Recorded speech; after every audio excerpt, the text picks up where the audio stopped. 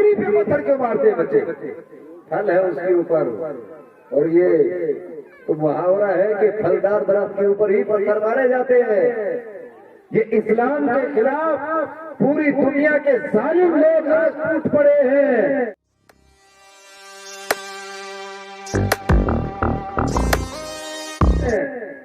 یہی سمجھ لو کہ اسلام کی حقانیت کی سب سے بڑی دلیل ہے۔ اسلام کی حقانیت اور غلبے کی دلیل یہی ہے کہ آج سارے لوگ اسلام کے خلاف آواز اٹھا رہے ہیں کہ قرآن یہ ہے، قرآن وہ ہے۔ 26 آیتیں نکال دو قرآن سے، کیوں؟ تمہارے باپ کی جاگیر ہے کیا؟ یہ قرآن رب کا فیصلہ ہے۔ آیت تو دور کی بات، ایک حرف اور حرکت کا بھی آگا پیچھا نہیں ہو سکتا۔ قرآن کے خلاف جس نے بھی آواز اٹھائی اس کو بدلنا پڑا ہے۔ ادھر والے نے آواز اٹھائی تو ادھر چلا گیا، ادھر والے نے آواز اٹھائی تو ادھر آ گیا۔ یہ تاریخ ہے، میں اکثر بولتا ہوں یہ تاریخ ہے۔ عمر بن خطاب نے قرآن کے خلاف ننگی تلوار آسمانوں میں لہرائی تھی، سچائی نہیں ہے؟ حضرت عمر نے اسلام کے خلاف تلوار اٹھائی، کہا کہ قرآن کو ہٹا دیا جائے گا، مٹا دیا جائے گا۔ لیکن جب قرآن کے نغمے کانوں میں گونجے تو عمر کے دل کی دنیا بدل گئی اور کلیجے کا پیتا پانی ہو گیا۔ عمر سوئے نبی گئے، نظر سوئے عمر گئی، وہ ایک نگاہ مصطفیٰ کتنا کام کرتا۔ حضرت عمر کا دور تھا اور ایک مسلمان تھا جس کو صحابیت کا منصب نصیب ہوا۔ عہدہ رسول نے بہت اونچا دیا، کاتب وحی عبداللہ ابن سرا نام تھا اس کا۔ وہ انسان کی پیدائش کے حوالے سے جو قرآن میں بیان ہے وہ لکھتا گیا فتبارک اللہ احسن الخالقین پر جب پہنچا تو برجستہ اس کی زبان سے الفاظ نکلے تو حضور نے اس کے بعد وہی الفاظ بیان کر دیے تو اس کے دل میں غرور پیدا ہوا، ارے جو یہ بتا رہے وہی تو میں جانتا ہوں پہلے سے، لہذا میرے پاس بھی وہی آتی ہے۔ بھاگا والا چلا گیا اپنی قوم کے پاس، کہنے لگا کہ محمد کے پاس وہی آتی ہے اس طرح میرے پاس بھی آتی ہے، جو میں لکھ کے دے کے ان کو اتنا ہی جانتے ہیں، باقی نہیں جانتے ہیں۔ یہ تاریخ ہے۔ قرآن مسلمان ہونے کے باوجود قرآن میں شک پیدا کیا تو باؤنڈری پار گیا، کام سے بھاگا پھرتا رہا۔ ایک زمانہ آیا کہ عثمان غنی کی سفارش سے دوبارہ انٹرویو ہوئی، تب بحال ہوا اس کا معاملہ۔ قرآن کے خلاف جہاں بھی آواز اٹھے گی تو یہی حال ہوگا، ادھر والا اٹھائے گا تو ادھر۔ ایک چھٹر کے اگر چلا گیا تو ٹینشن کیوں لیتے ہو آپ؟ میں اس لیے بتا رہا ہوں یہ باتیں آپ کو تاکہ آپ کا دل ڈگمگائے نہ، گھبرانے کی ضرورت نہیں ہے۔ جس نے بھی آواز اٹھائی ہے ادھر والا ادھر گیا، ادھر والا ادھر آیا۔ طیب جمال مصر کا صدر تھا، 1964 میں یہ رشیا گیا تھا۔ رشیا جب پہنچا تو رشیا جانے کے بعد میں میٹنگ ہوئی ان کی، بیٹھے ہوئے تھے وہاں کے پارلیمنٹ میں، گفتگو ہوئی۔ انہوں نے کہا کہ آپ طیب پرانے زمانے میں پڑھے ہو، قرآن پرانا قانون ہے، پرانی کتاب ہے، لیٹسٹ زمانے میں آؤ، لیٹسٹ قانون کا سہارا کیوں نہیں لیتے؟ تو طیب الرحمان کو جمال نے کہا، بولے کہ ٹھیک ہے کوئی ٹائم آئے گا بتائیں گے۔ وہ آیا مصر آنے کے بعد دوسرے سال پھر جانا تھا اس کو، یا 2 سال بعد ان کی کوئی میٹنگ تھی تو اس نے قاری عبدالباسط سے کہا، قاری صاحب تیاری کیجیے، آپ کو رشیا جانا ہے۔ بولے وہاں تو کوئی سیاسی آدمی جائے، میرا کیا کام ہے وہاں پر؟ اور انہیں آپ کو قاری صاحب نے تیاری کی، وہ بوٹ چھوٹ پہن کر کے ایک دم تیار ہوئے، صدری لگا کے ایک دم ہمارے مولانا یونس کی طرح ایک دم فٹ پھٹ ہو کے تیار ہو گئے۔ وہ گئے مصر، پارلیمنٹ میں گفتگو ہوئی، ان کی میٹنگ ہوئی۔ میٹنگ کے بعد وہاں بیٹھے ہوئے ہیں تو کہا قاری صاحب تلاوت شروع کریں۔ ہاں بالکل تلاوت شروع کیجیے۔ قاری عبدالباسط علماء سے پوچھے، آپ یوٹیوب کا زمانہ سرچ کر کے دیکھیں، آپ قاری عبدالباسط کا نام ڈالیں اور پھر قرآن سنیں۔ آپ بندہ قرآن پڑھتا تھا، 100 لہجوں کا مالک تھا، قرآن پڑھتا تھا، کیا ادائیگی تھی، بہترین آواز اور بہترین انداز۔ جب قاری عبدالباسط نے قرآن کی تلاوت شروع کی طٰہٰ مَا أَنزَلْنَا عَلَيْكَ الْقُرْآنَ لِتَشْقَىٰ۔ قرآن جب پڑھنا شروع کیا یہی وہ آیتیں تھی جن کو حبشہ میں پڑھا گیا تھا تو حبشہ کا نقشہ بدل گیا۔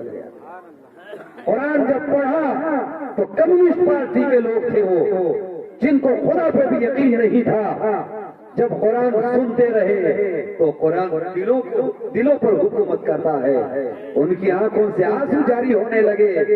بعد میں طیب جمال نے کہا کیا ہوا، کیوں رو رہے ہو؟ بولے سمجھ میں تو کچھ نہیں آیا ہے مگر جو پڑھنے کا انداز ہے اور جو یہ پڑھ رہے ہیں وہ کلام ایسا لگتا ہے کہ اس جہان کا حقیقت مانی نہیں جاتی ہے، حقیقت اپنے آپ کو منوا لیتی ہے۔ اس لیے مسلمانوں قرآن پڑھا کرو، پڑھے ہوئے نہیں ہو تو جو قرآن پڑھا ہو اس کے پاس جا کے قرآن سنا کرو۔ الذی خلق الموت والحیات لیبلوکم ایکم احسن عملا۔ رب نے موت اور حیات کو اس لیے پیدا کیا تاکہ دیکھے تم میں سے عمل کس کا اچھا ہے۔ ہمارے عمل کو دیکھنا ہے مسلمانوں، عمل میں ہمیں اپنی زندگی بہتر کرنی ہے۔ نماز بہترین طریقے سے پڑھیں، روزے رکھیں، زکوٰۃ دیں، صدقات و خیرات کریں اور اپنی روحانیت کے لیے بہت کچھ کرنے کی ضرورت ہے۔ ایک ہے انسان کا جسم، ایک ہے انسان کی روح و جسم، دونوں چیز سے انسان بنا ہے۔ اس جسم کا کچھ نہیں بننے والا ہے، یہ جسم مرنے کے بعد مٹی میں مل جانا ہے لیکن روح باقی رہنی ہے۔ علماء سے پوچھیں روح کو موت نہیں آنی ہے، روح ہمیشہ باقی رہے گی۔ یہ روح ہے انسان کی اصلی جوہر۔ ہم کوشش کرتے ہیں حضرت کہ جسم اچھا ہو، جس کے لیے انسان اتنی محنتیں کرتا ہے کہ 2 بیگھے کے اندر کنک ایسی بیجو جس میں یوریا کم ڈالنی ہے تاکہ جسم کو فائدہ ملے۔ کنک بریانی کھاؤ، دیسی گائے کا دودھ پیو، گائے کا گھی کھاؤ۔ سردی آتی ہے تو انسان میتھی کے لڈو بناتا ہے، دال کے لڈو بناتا ہے، کوئی تلوں کے لڈو بناتا ہے، کوئی بکرے جما کے کھاتا ہے۔ سردی آتی ہے، گرمی آتی ہے تو اس کے لیے الگ الگ جوس پیتا ہے۔ اس لیے انسان کا جسم توانا اور تندرست ہو، فٹ رہے، طاقتور ہو، اس کے لیے جم بنے ہوئے ہیں، ہیلپ بنے ہوئے ہیں۔ انسان بڑی محنتیں کرتا ہے، یہ سارے کے سارے جوخم انسان کس لیے اٹھاتا ہے؟ صرف جسم کی پرورش کے لیے، جسم کو بچانے کے لیے۔ تو یہ مسلمانوں کبھی آپ نے اپنے روح کو بچانے کے لیے بھی غور کیا؟ روح کو بچانے کی بھی کوشش کی آپ نے؟ روح کو طاقت دینے کے لیے کوشش کی؟ اگر کی ہوتی روح کو بچانے کی کوشش تو روحانیت کا جلوہ کچھ اور ہوتا۔ روح کی جو کوشش کرتا ہے، روح کی پرورش کرتا ہے، اس کی زندگی کچھ اور ہوتی ہے۔ روح کی پرورش کیسے ہوتی ہے؟ قرآن کی تلاوت سے روح طاقتور ہوتی ہے، نماز سے روح طاقتور ہوتی ہے، روزے سے روح طاقتور ہوتی ہے۔ حضور حافظ ملت جلالت العلم کا فیصلہ تھا کہ جسمانی ورزش جسم کو طاقت دیتی ہے اور تہجد انسان کی روح کو طاقت۔ تہجد کی نماز پڑھیں گے تو آپ کی روحانیت میں 4 چاند لگیں گے، روحانیت بلند ہوگی، اور روحانیت جب بلند ہوتی ہے تو انسان آنکھ بند کر کے عرش اعظم اور لوح محفوظ کو دیکھ لیتا ہے۔ روحانیت جب بلند ہوتی ہے تو انسان فیصلے کرتا ہے۔ میں آپ کے سامنے بس 1-2 چیزیں پیش کر کے بات کو منزل اختتام تک پہنچاؤں۔ روحانیت جب طاقتور ہوتی ہے، مجدد الفسانی کا مزار ہے کہاں پر؟ سرہم شریف کے اندر مجدد الفسانی کا مزار ہے، ان کے بچے پڑھ رہے تھے ملا طاہر لاہوری کے پاس۔ طاہر لاہوری کا عقیدہ تھا گڑبڑ۔ آج وہ سوچتے ہیں، بولے ارے یار کچھ نہیں ہے، قرآن ہی تو پڑھانا ہے، ان کے پاس پڑھا دو۔ ارے یار کیا ہوتا ہے، رشتہ دار ہے ہمارا۔ ارے جو نبی کا نہیں ہے وہ ہمارا کہاں سے ہوگا؟ ہم نے کلمہ نبی کا پڑھا ہے، رشتہ داروں کا نہیں پڑھا ہے۔ رشتہ دار رسول کا ابو لہب نہیں تھا، سگا چچا تھا حضور کا۔ کوہ صفا سے جب حضور نے نبوت اور رسالت کا اعلان کیا تھا تو سب سے پہلی آواز ابو لہب نے اٹھائی تھی، سب سے پہلی آواز۔ اور اس کی مذمت میں اللہ تعالیٰ نے قرآن میں پوری سورت اتاری ہے، اور دردناک اور دردناک موت ہوئی ہے اس کی اور اس کی گھر والی، اور نتیجہ یہ ہوا کہ نام و نشان مٹ گئے۔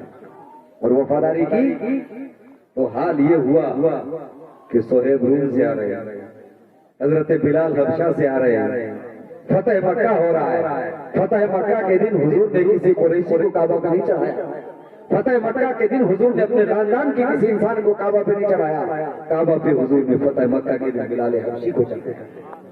یہاں اپنے اور بیگانے نہیں دیکھے جاتے، بلکہ یہاں دین و ایمان کا کنیکٹڈ کتنا ہے اور کتنا رشتہ مضبوط ہے وہ دیکھا جاتا ہے۔ سلمان فارسی ہیں، ایران سے آئے ہیں، جنہوں نے اپنی جاگیر کو چھوڑا ہے، ماں باپ کی محبت کو چھوڑا ہے۔ حضور نے ایک دن سلمان فارسی کے سر پہ ہاتھ رکھے کہا، اے سلمان، ایک فارسی نسل انسان ایسا ہوگا کہ اگر دین اور علم سوریا ستارے پہ اگر لٹک جائے گا تو تمہارا فارسی نسل انسان سوریا ستارے سے دین کی روشنی اتار کے زمین والوں کو روشن کر دے گا۔ تاریخ گواہ ہے کہ امام ابو حنیفہ سے پڑھ کر فارسی نسل کا کوئی فقیہ پیدا نہیں ہوا ہے جس نے کائنات عالم کو فقہ اسلامی کی جواہر پارے عطا کیے۔ عرض یہ کر رہا تھا کہ حضرت مجدد الفسانی نے نظر کی، کہا کہ بیٹا تمہارا استاد چینج کر دیا جائے، تمہارا استاد کا عقیدہ صحیح نہیں ہے۔ تو بیٹوں نے کہا حضرت، کہا کہ ابا استاد سے محبت ہو گئی ہے، استاد کو چینج نہ کیجیے، اس کا عقیدہ چینج کر دیجیے، آپ دعا کر دیجیے۔ کہا کہ دعا کرو، ہاتھ اٹھایا، ہاتھ اٹھانے کے بعد میں جب دعا ہوئی، کہا کہ ابا بیٹے اب اس کا چینج ہو گیا سسٹم، اس کے ماتھے پہ بھی لکھا ہوا سعید اور لوہے محفوظ پہ بھی لکھا ہوا سعید، یہ سعادت یہ قاضی ثناء اللہ پانی پتی نے مظہری کے اندر لکھا۔ یہی مجدد الفسانی کے بیٹے، عادت تھی اس زمانے میں باپ اپنے بیٹوں کو مسجد میں لے جانے کی عادت ڈالتا تھا۔ جس گھر میں باپ نمازی ہوگا تو بیٹا بھی وضو کرنے کا سلیقہ جانے گا، ماں نمازی ہوگی تو بیٹی بھی نماز پڑھنے کا سلیقہ جانے گی۔ اور جس گھر میں نہ باپ نمازی، نہ بیٹا نمازی، نہ دادا نمازی، سارے کے سارے بے نمازی ہیں، اس گھر میں کہاں سے کوئی صلاح الدین ایوبی یا کوئی ہیرا اسلام کا پیدا ہوگا؟ پاکیزہ ماؤں کی کوکھ سے بڑے بچے جنم لیتے ہیں جو انقلاب برپا کرتے ہیں۔ حضرت اپنے بچوں کو مسجد میں لے گئے، مسجد میں لے آ کے دروازے پہ چھوڑ دیا، کیونکہ چھوٹے بچوں کو مسجد میں اندر نہیں لے جانا ہوتا ہے، جو شعور ہوتا ہے ان کو لے جایا جاتا ہے، لیکن عادت ڈالنے کے لیے مسجد کے دروازے تک۔ حضرت بڑا عجیب و غریب معاملہ ہوا، جیسے امام نے سلام پھیرا تو مجدد الفسانی چونکہ تھے نا، وہ روحانیت کے تاجدار تھے، ان کو پتہ چل گیا کہ مسجد کے دروازے پہ کچھ ہو گیا، کچھ گھٹنا گھٹ گئی ہے یا بڑھنی بڑھ گئی ہے۔ گھٹنا بھی گھٹتی ہے کہ بڑھنی بھی بڑھتی ہے۔ مجدد صاحب نے سلام پھیرا، مختصر دعا کی، بیٹوں کو دیکھا، بیٹوں نے چپلوں کے ڈھیر لگا رکھے ہیں، دو ڈھیر الگ الگ، ادھر ایک ڈھیر لگا رکھے ہیں، ایک ڈھیر ادھر چپلوں کا۔ بیٹے سے باپ نے پوچھا، بیٹو یہ کیا منظر ہے، کیا معاملہ ہے؟ کہا کہ ابا یہ جنتیوں کی چپلیں ہیں، یہ جہنمیوں کی چپلیں ہیں۔ ہوش ہے؟ ارے جاگ رہے ہو کیا؟ یہ جنتیوں کی چپلیں ہیں، یہ جہنمیوں کی چپلیں ہیں۔ مجدد صاحب نے کہا کہ بیٹے جب اللہ نے پردہ رکھا ہے تم پردہ کیوں کھول رہے ہو؟ ملاؤ ان کو۔